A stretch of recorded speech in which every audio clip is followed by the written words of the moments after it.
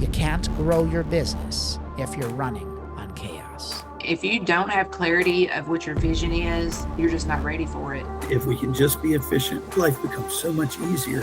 And with ease comes prosperity.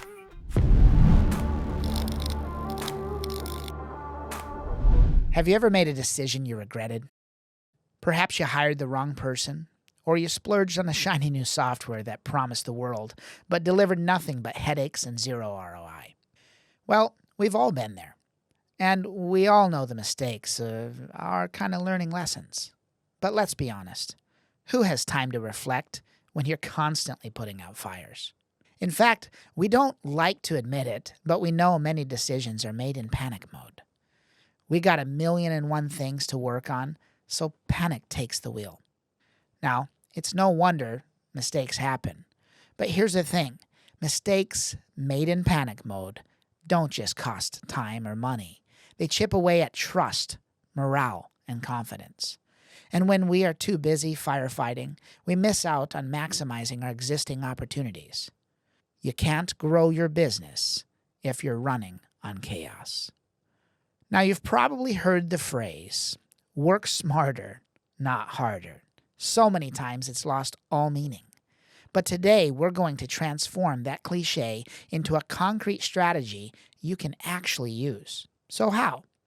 What if instead of reacting to every crisis, you had a proven process for making strategic decisions that drive long-term growth? That's where the formula comes in. Clarify, simplify, maximize, and then multiply. This is a framework to help you make better decisions, protect your profits, and scale without losing your mind. By the way, I want to give credit where credit's due. This method comes from Dr. Frank Corbo, who taught me something crucial. True growth isn't about getting bigger. It's about getting better. So here's what I want to do. Right now, grab a piece of paper, write down that one burning problem keeping you up at night. Maybe it's your hiring struggle, your marketing budget, or your declining lead flow. On the other hand, a big decision you have to make may be an opportunity. Whatever it is, divide the paper into 4 sections, one for each phrase of the formula. Clarify, simplify, maximize, and then multiply. Got your paper? Good. Let's transform that challenge into your next breakthrough. Step 1, clarify. Let's face the hard truth. If you're not crystal clear on the problem, you'll never land on the right solution. So many bad decisions happen because we skip this crucial step. What's the problem you're trying to solve in your business? Whether it's fixing cash flow issues or finding better customers. Here's your 3-step plan. First, define the problem. What's really broken? Second, identify the decision you need to make. And then finally, clarify the cost. Consider your time, your money, and energy. Remember, clarity isn't about getting everything perfect. It's about cutting through the noise. If you feel like you're running in circles, you probably haven't nailed the clarity part yet. If you don't have clarity of what your vision is, if you're not open with your employees of what your vision is, and you just move forward just on a whim, and if you don't pray about it and maybe sleep on the thought, then you really have no idea of what the outcome could be, and you're just not ready for it. So, I mean, you've got to take those baby steps and figure out the right way and the right plan before you can even move forward. You have to have the clarity. Now, maybe you're considering adding a new service line. Let's say you have a heating company and you're thinking about adding plumbing. But what exactly does that mean? Do you want to add just drain cleaning services? Or are you ready to build out an entire plumbing division? And sometimes the real problem isn't where you initially think it is. One of our trainers went out to help a member who assumed all their issues stemmed from technicians in the field. In reality, it turned out the real communication breakdown was the office, not the field. You see, they needed a fresh perspective to pinpoint the true bottleneck. And once they did, they could fix it. It's okay to get help when clarifying these challenges. Be crystal clear on how you want to grow. Do you want to add 5 trucks next year? Move into new territories? Launch a brand new division? Deciding these specifics ahead of time helps everyone stay on track toward the same vision. Now grab that piece of paper from earlier, the one where you wrote your problem or growth opportunity. Is your challenge as clear as possible, or do you need help? Don't skip this step. It's so easy as an entrepreneur to get a bright idea and launch forward without fully thinking it through. How many unfinished projects do you have? How many times have you run after a shiny object only to abandon it midstream? If you're not passionate or willing to put in the work, don't waste your resources. Clarify first, then commit. Oh, and as a business owner, you're not on an island. Do you have a leadership team, a business partner, or a trusted mentor? Run your ideas by them. Ask for honest feedback. They might see gaps or strengths you've overlooked. Also, don't forget your values. We've talked about them before, and they should guide every major decision. Clarity rooted in your core values helps you see what really matters and what doesn't. Don't rush this. The time you invest in clarity now saves you from wasted time, money, and energy down the road. Once you've clarified the problem, the next step is simplify. This is where most people trip up. They overcomplicate the solution. Let's think about a scenario. Your accounting books are a mess, and you think you need to hire a CPA. But do you really?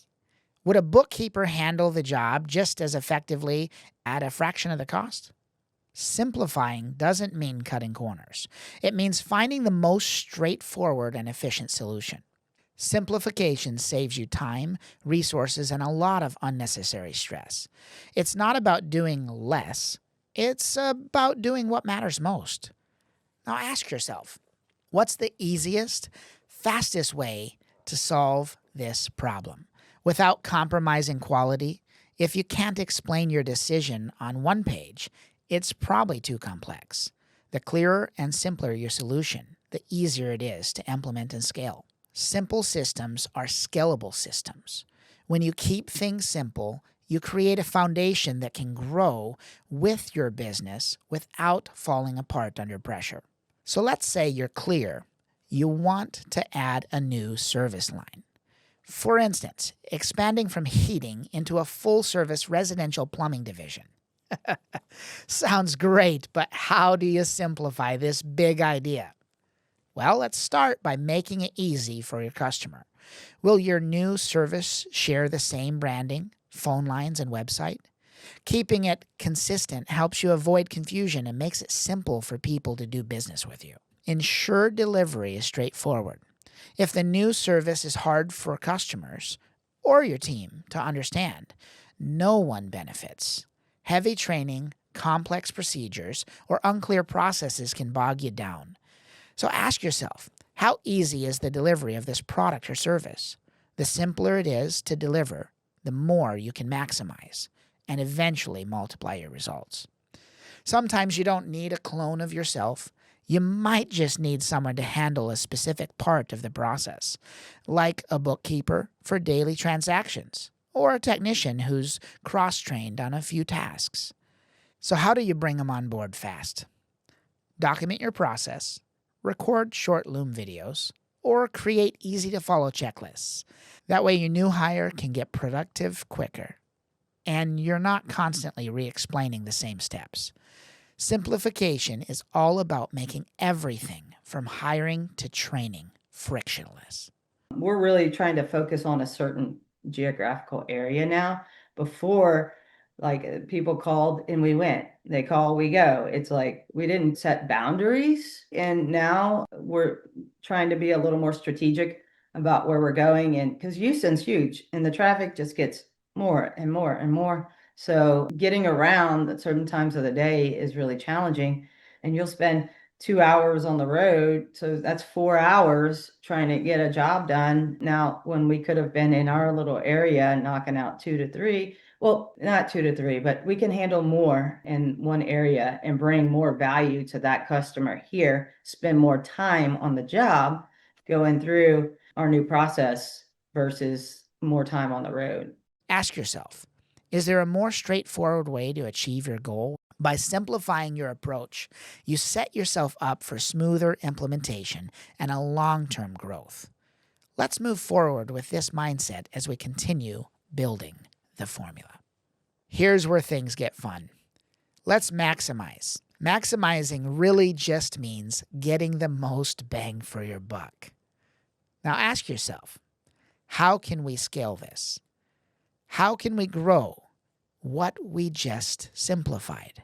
How can we take this new offer we've created and put it into our new call script? Let's go back to that example from earlier. Imagine that you've decided to add a full-service plumbing division.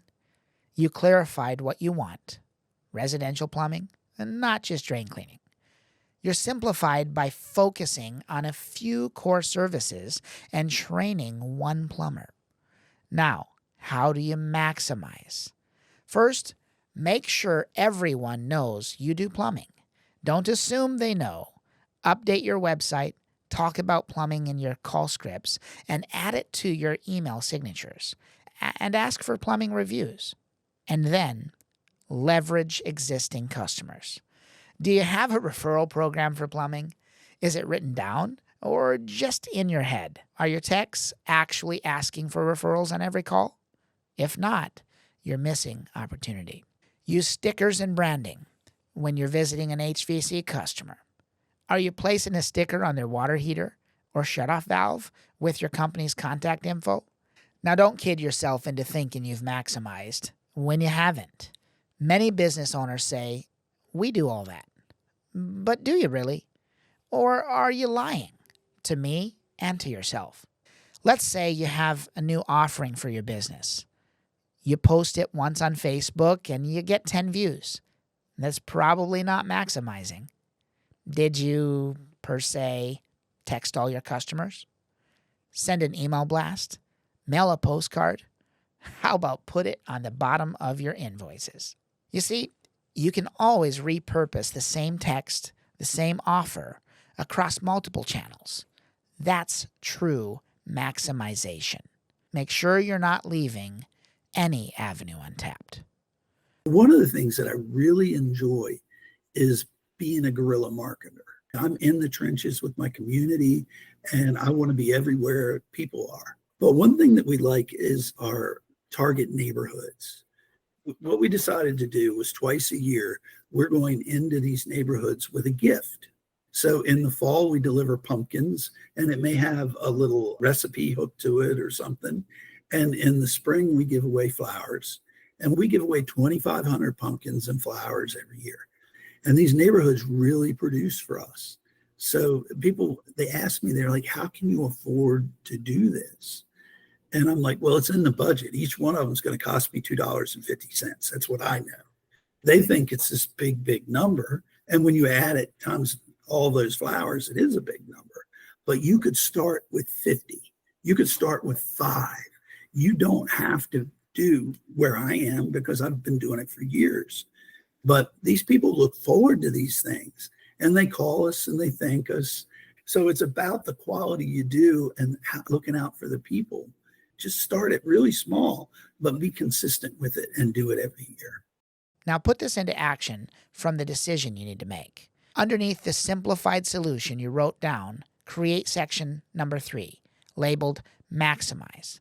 List specific action items that will amplify your decision. Where else can you use this tool, offering, or service? How can you maximize the opportunity? We have to protect our profits. Every dollar and every minute counts. By taking these steps now, we ensure every decision becomes a powerful driver for growth. It's fun being the one making decisions. Aren't you a lucky duck? Now for the final step, multiply. Here's the deal. You don't scale a broken system. If you multiply before you clarify, simplify, and maximize, you're not scaling success. You're scaling chaos. You have to hear this story. Big mistakes. We've made them all too. We have taken air conditioners off the wrong house. So now every file that goes out has a picture of the house you're working on. I'm kind of an efficiency nut, and we've got pallets here that are painted different colors. And the color of the palette matches the color of the job sheet. Then the team has their specific color. So if you're the red team, you've got the red folder, you've got the red palette, this goes out to your job. And then you are supposed to check this pallet into your truck and make sure you have everything that's on the order sheet. So it's in the truck and it's not damaged. Because damage is a big deal in our industry. If it gets to the job and it's damaged, my installers did it because they were supposed to check it at the office. So it's about accountability too. But trying to get things to the right jobs at the right time, it's so hard because the workforce is completely different than any workforce I've ever worked with prior.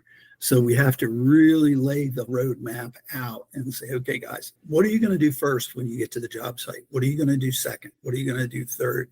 We're not leaving anything to chance. We're trying to train the whole way through. And if we can just be efficient and get their heads in the game, you know, your life becomes so much easier. And with ease comes prosperity. You see, that's the danger of multiplying too soon. You don't just double success, you can double mistakes too.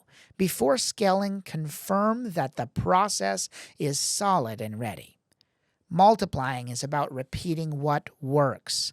And if it doesn't work, you don't scale it, you fix it. Ask yourself, what part of this process can we multiply? Is the system ready to handle growth? Are we scaling excellence or just multiplying mistakes? Write down the parts that can be multiplied and verify if your system is ready for growth without adding more errors. After you've answered those questions, you realize scaling isn't about doing more for the sake of it. It's about multiplying excellence. A few years ago, we attempted to get into septic pumping because just the area that we live, we were referring customers away to other companies. And I finally said, you know what, let me go do this. I'm not going to sit here and tell you that I thought it through. I really didn't. I just said, let's go do it. And not looking at, okay, well, this is not plumbing. They're not going to call you every month, you know, or every 2 months, or even every year. It's every 2 to 3. So you have to be very strategic on how you try to pinpoint those customers, how you market to those customers. And I really didn't think about that. A lot of the thinking was after I had already invested in the truck and had it sitting in the yard and it's not moving, sitting back and saying, wow, I really needed to think that through a little bit more before I got into it.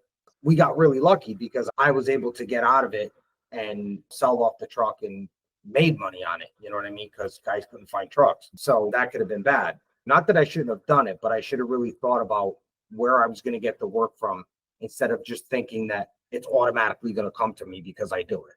No, that's just not how it works. It wasn't as easy as I thought it was going to be. Be careful moving through the formula.